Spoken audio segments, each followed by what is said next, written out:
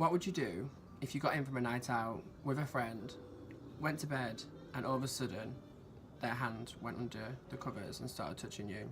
Or even worse. So, question. As gay men, and this is actually a recurrent thing at the moment, not all the time, but it has been mentioned a few times, especially last year, but how do we tolerate being touched up when we are in bed with friends?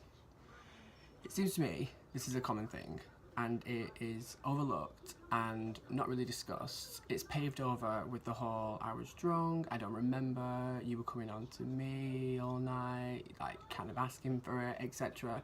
remarks. But where is the line?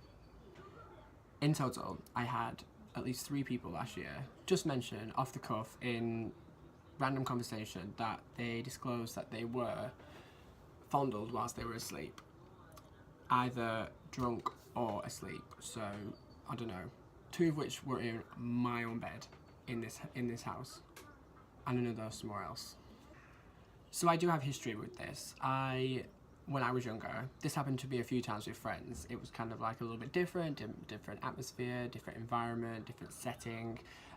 There was no alcohol, no substances used. It was all kind of give and take. They did it, I did it. It was kind of like, I don't know, pretending to be asleep when really it wasn't asleep, and then obviously it carried into something else. So yeah, that's like a little bit, that's a lot different than like adults. So something I always believe it was just subtle or experimenting, but in the end, was that classed as wrong as well? If you would think about it, if you're of the same age and you're growing and you're experimenting and you don't really know what to do with your body, it is a lot different than actually being a grown adult, sharing a bed and moving your hand over to someone, correct? If we were to warrant these actions as our youth, then perhaps it could be overlooked. But if you're the same age and it's I don't know, it's weird, it's consensual, but obviously you're young, you don't really know what you're doing, you're risking everything. Like I remember there's the situations where like a guy's hand went under my bed covers and it kind of went a little bit further, but then I reciprocated, so maybe it's just like a chance like that. So I can understand that you can go with the ethos that you don't know any better, but we are talking, for these examples that I'm going to mention, we're talking people in their late 20s and early 30s, so which I believe is completely unacceptable. So I know this is like a hard topic to discuss, but like my questions are pretty simple. My questions are like, what do we do when this happens? Because I've heard about it quite a few times over the years, and it just literally gets pushed under the rug.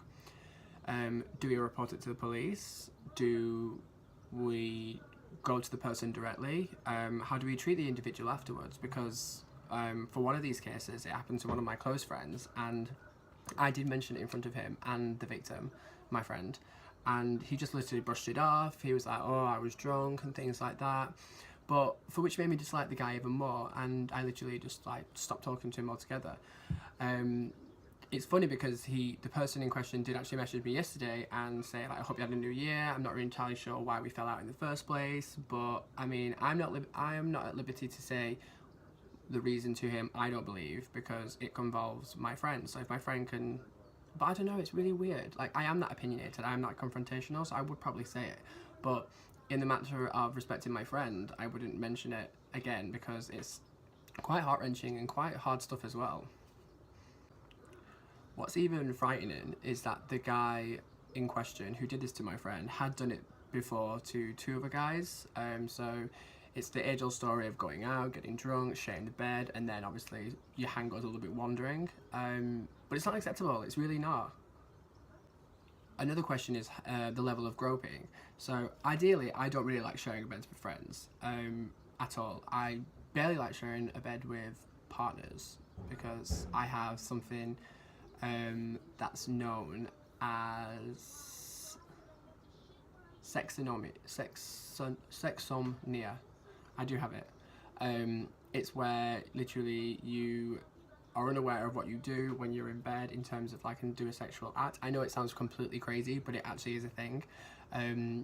I started doing it in my 3rd relationship, where I used to apparently just jump on my ex, kiss him vigorously, do things, ended up having penetrative sex, and then out of nowhere I would just literally go limp and just literally go flimsy and just literally fall to the side and go to sleep. And I didn't believe him when he mentioned this. So then we ended up filming our bedroom just to see if it actually does happen, and it does. I have no memory of it, and it does sometimes happen. It happens more when I've had alcohol in me, but that is with a partner, and then we discussed it after, so it's completely different in terms of overstepping the line and where you are in that situation, right? So the level of groping could range from they're moving their hands to another person under the sheets, they're touching them, they're masturbating them, they're performing oral sex on them while they're asleep, or if worst case scenario is they end up having sex with them without you being able to push them off because you are inebriated, or you are high, or you are literally just not strong enough. Or literally, I've had some situations when I was younger where I was literally petrified and I couldn't move and I was raped. So it's those things where they have to be addressed, because yeah, if you laugh about, like, for example, this one gentleman, if you laugh about it and go, oh yeah, it was just drunk, it was just this whatever, it is what it is, this could actually evolve, and the more he thinks it's deemed acceptable, the more it could actually proceed into something else, a lot more darker. So my question is, what do you do with this individual? As gay men, we would happily go along live, not being overly sensitive because it's deemed too femme or over dramatic or things like that, and pass it off as a drunken fool around, which always happens. But I think really, deep down, I think it's really out of order. I mean, I have this whole happy-go-go persona where most people are actually quite shocked when something like sad happens to me. So for example, over Christmas, I had that happen to my family. Some people were actually like private messaging me and saying, oh, I can't believe that actually happens because your family seems so tight and you seem so close. And it's like, yeah, because sometimes it's better to portray a show because it's harder to actually accept the actual flaws in everything and everyone else around you. So in this case, I just think it's out of order. Usually I have kind of like an outcome to these videos, but for this, I've spoken to a few friends, including one of my close friends, which it happened to, and I get really, really angsty about it. Like, I get really annoyed, I get agitated, I get quite angry, and we actually are lost for words. We don't actually know what to do in these situations. Like, who do you call? I mean, I have a counsellor, so it's completely, I mean, I can mention this in like just in passing comments, and I can actually touch on what's happened to me previously, but really, like, as we don't like to whinge and moan in our LGBTQ community, it's hard to actually know where we stand with this topic, because, like, yeah, I'm a fun-loving, I'm fun-loving, I've bed-hopped over the years, that people say, and this is kind of like, even though this is in between social circles and obviously between friends in those situations, like, I always get told, like, that you can't rape the willing, and I get that all the time because I'm quite sexually active, and I do like sex, and when friends do say that, it does actually make me question that if I was to be in that situation again, would my friends actually automatically believe me, or would they literally just laugh it off? Or is it more for being this upbeat kind of jokes, even though I have a very dark sense of humour, but like when the real shit hits the fan, that's when you'll know who is around for you, because in the end, that's all we kind of want to, is someone to talk to. So when this has happened, which is funny in certain situations, because between close friends, they know me, I know them, so we know where the line is. But apparently in gay community, there's no line. The line literally disappeared a long time ago. But really, going deeper into it, are we all just like literally desensitized to the formality of consensual sex? So we can kind of really end this video on a like kind of be continued, because I don't really know I have any answers. If anyone's been through the same, obviously tweet me or comments in the below, that'd be great.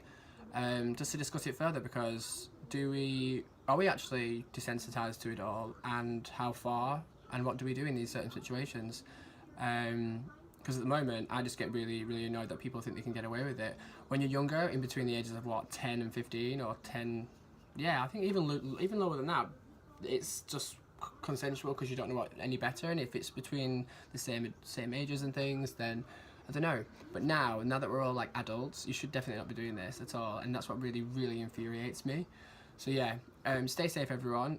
If you ever need me, you also have my Twitter, and you can comment on them below.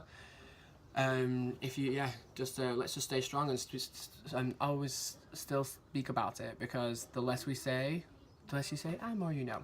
No, the less you say, the less things that happen with it, and we all probably think it's acceptable. So when it comes to light and someone does come to you one day and goes, oh my god, this happened, you'd be like, oh, this happened to me. Like, you just shrug it off, and you shouldn't shrug off these things. It's like very important.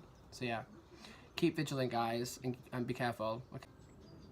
In mentioning this as well, don't think that you're any less of a man or a woman if these things happen.